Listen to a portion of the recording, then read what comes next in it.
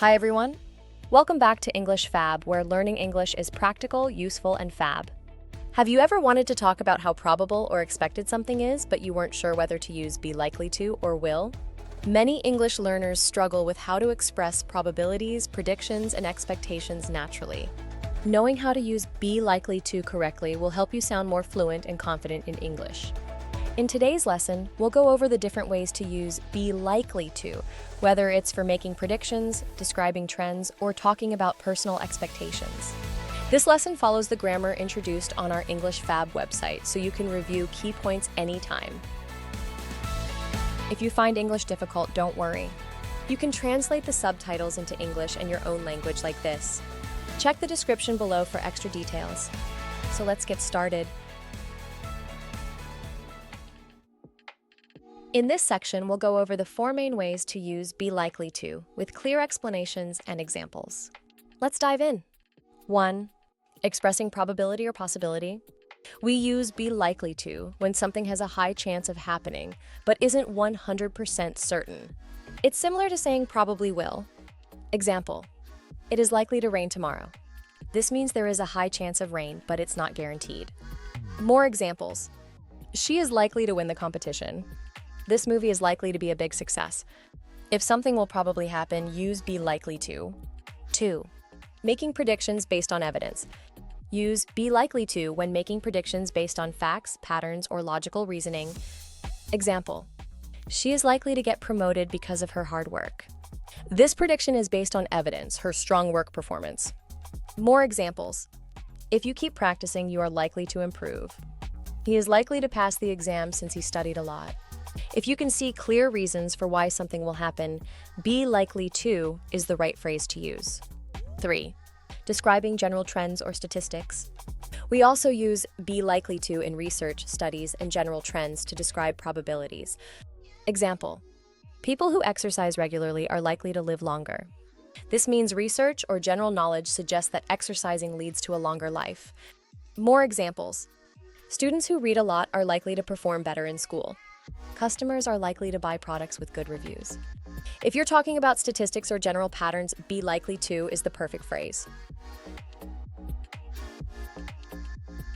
4. Talking about personal expectations. Use be likely to when expressing your own expectations about a situation. Example: he isn't likely to come to the party. This means you don't expect him to attend. More examples. I am likely to be late because of traffic. They're likely to choose the cheaper option.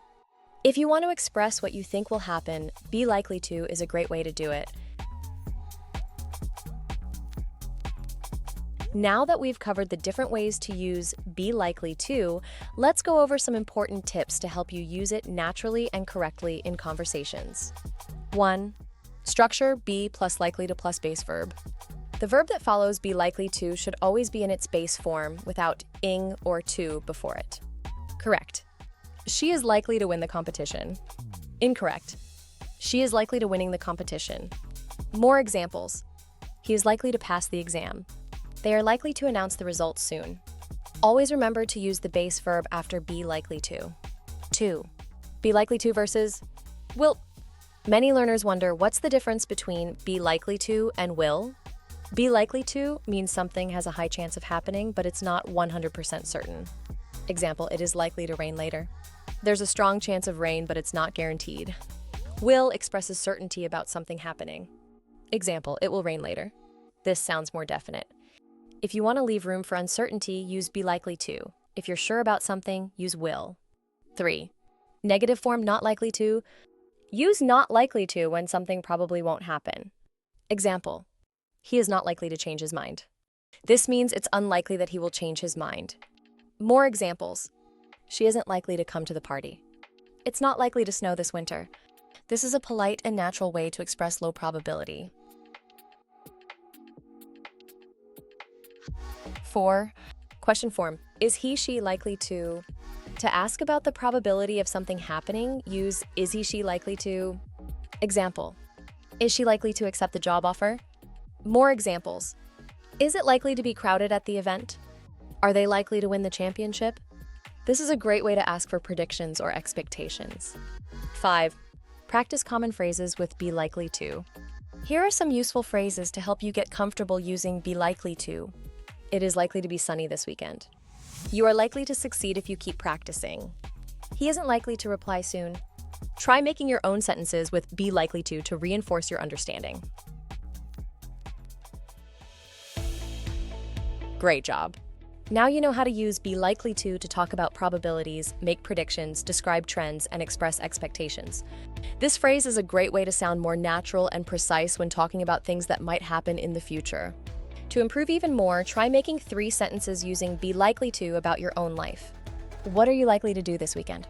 What's something that's likely to happen at work or school? The more you practice, the easier it will be to use this phrase in real conversations. Okay, thanks for watching today's lesson on English Fab.